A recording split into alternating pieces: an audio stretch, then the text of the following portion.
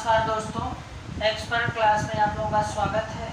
जैसा कि हम लोग पढ़ रहे हैं इंटर की फिजिक्स में हमारा बेटा चैप्टर नंबर 4 स्टार्ट हुआ है, इलेक्ट्रिकल कैपेसिटेंस यानी कि वैद्युतधारिता। हम लोग वैद्युतधारिता यानी चालक की वैद्युतधारिता किसे कहते हैं इसके बारे में जान लिया था और बिल्कुल पूरी चालक के लिए बेटा व्यंजक निकाल लिया था। आज का टॉपिक मेरा है कि समांतर प्लेट संधारित्र की धारिता के लिए सूत्र का निरूपण कीजिए।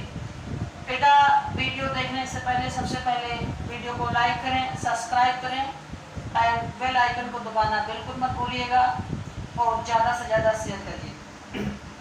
आइए बच्चों, यूपी बोर्ड के अकॉर्डिंग हम लोग क्वेश्चंस उठा रहे हैं और पढ़ रहे हैं।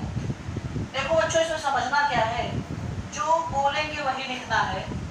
जैसे दो समांतर प्लेट है, एक प्लेट आपकी P1 है, एक प्लेट आपकी P2 है। ध्यानपूर्वक समझना, ये बेटा P1 है, ये P2 है। P1 को हमने वैद्युत क्षेत्र से जोड़ दिया है और P2 को किससे जोड़ दिया है, पृथ्वी से।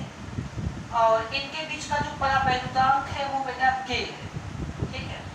अगर प्लेट P1 को हम प्लस Q कूलाम का आवेश देते हैं तो परीक्षण द्वारा P2 के भीतरी पृष्ठ पर माइनस Q कूलाम का आवेश उत्पन्न हो जाता है।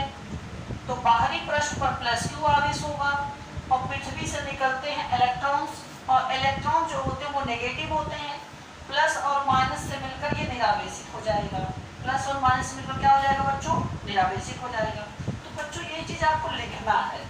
माना दो समांतर P1 और P2 हैं, उनके बीच की दूरी स्मॉल d है, क्षेत्रफल a है, कुछ भी लिख सकते हैं, कोई दिक्कत नहीं।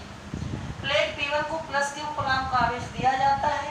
प्रेक्षण P2 के भीतरी सतह पर माइनस Q कूलाम का आवेश उत्पन्न हो जाता है। बाहरी पृष्ठ पर प्लस Q आवेश जो होता है पृथ्वी से निकलने वाले इलेक्ट्रॉनों से मिलकर निरावेशित हो जाता है। ठीक बच्चों, तो प्लेटों के बीच वैद्युत क्षेत्र की तीव्रता क्या होगी बेटा, प्लेटों के बीच वैद्युत क्षेत्र की जो तीव्रता होगी सिग्मा बराबर K एप्सिलॉन नॉट या एप्सिलॉन 0। लेकिन हम बेटा पढ़े क्या है, नोट पॉइंट में आवेश का पृष्ठ घनत्व यानी कि सिग्मा बराबर Q बटे A होता है। क्या होता है बेटा, सिग्मा बराबर Q बटे A। तो सिग्मा की वैल्यू यहाँ पे रखोगे तो Q upon K A epsilon 0 क्या होता है बेटा। अब वैद्युत क्षेत्र की तीव्रता जो आ गई यानी कि E नहीं, मतलब प्लेटों के बीच की जो तीव्रता है E equal to Q upon K A epsilon naught. और अब अगर इसके बाद क्या करेंगे, मतलब दोनों प्लेट का बीच का विभवांतर अगर आपका V है और उनके बीच की दूरी D है तो फार्मूला क्या होता है बेटा, E बराबर V बटे D। E बराबर V बटे क्या होगा, D। तो बेटा अगर हम E का मान यहाँ पे रख दें Q upon K A epsilon not या एप्सिलॉन 0 V बटे क्या बेटा, D। इतनी बात समझ में आ गई। इसके बाद फिर देखो क्या है, नोट पॉइंट में बेटा C बराबर Q बटे V होता है। तो V बराबर क्या होगा, Q बटे C। तो इसी का स्थान पे रख देंगे Q upon K A epsilon 0। इसके बाद Q अपान C D, बेटा Q से कैंसिल करो, हमें C लाना है। तो C इक्वल टू के क्रॉस मल्टीप्लिकेशन अगर कराएंगे तो D नीचे चला जाएगा, तो फार्मूला आ जाएगा क्या बेटा, K A epsilon 0 upon D। देखो कितने अच्छे से हम लोगों ने कम से कम समय में पूरे फार्मूला को ड्राइव कर लिया, अच्छे से पढ़ लिया, किसी प्रकार की कोई दिक्कत नहीं। कुछ टीचर्स इसको काफी लॉन्ग में लिखाते हैं, लेकिन बेटा लॉन्ग में लिखने से क्या मतलब, आप शॉर्ट में लिखिए, मतलब वही निकलना चाहिए, लाजवाब आंसर होगा, नंबर आपको पूरा दिया जाएगा।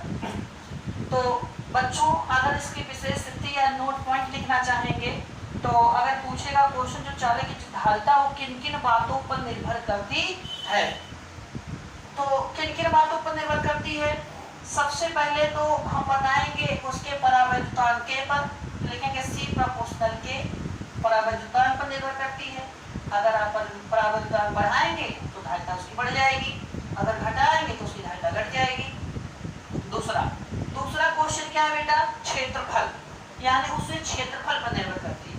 C प्रोपोर्शनल A, अगर उसका क्षेत्रफल क्षेत्रफल बढ़ाएंगे तो धारिता बढ़ जाएगी, क्षेत्रफल घटाएंगे तो धारिता घट जाएगी। अच्छा, तीसरी बात क्या बेटा, उसके बीच की दूरी C प्रोपोर्शनल 1/d। ये तो बेटा उल्टा है, अगर आप धारिता बढ़ाओगे तो दूरी घट जाएगी, अगर दूरी बढ़ाओगे तो धारिता घट जाएगी। मतलब तीन बातों पर निर्भर करती है और हम लोगों ने अच्छे से फार्मूला ड्राइव कर लिया है। आप लोग कॉपी पेन लेकर बैठ जाएं और वीडियो को आराम से धीरे धीरे देख कर नोट करते जाएं। जहाँ पे दिक्कत हो आप स्क्रीनशॉट कर लीजिए और हमें कमेंट बॉक्स में कमेंट करके ज़रूर बताइए, सर यहाँ पे प्रॉब्लम हो रही है, यहाँ थोड़ा फिर से समझा दीजिए, तो आपको कोई ना कोई सल्यूशन जरूर दिया जाएगा। तो बच्चों नोट कर लो, फिर हम लोग ऐसे ऐसे क्वेश्चन पढ़ेंगे जो बोर्ड में ज़्यादा से ज़्यादा बार पूछे जा रहे हैं, और जब थ्योरी पूरी कंप्लीट हो जाएगी तो हम लोग न्यूमेरिकल भी जल्दी जल्दी कवर कर लेंगे।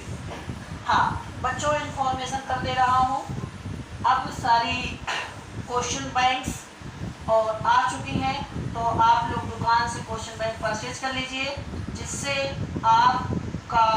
आपकी तैयारी अच्छे से हो सके और ज़्यादा से ज़्यादा नंबर प्राप्त कर सको।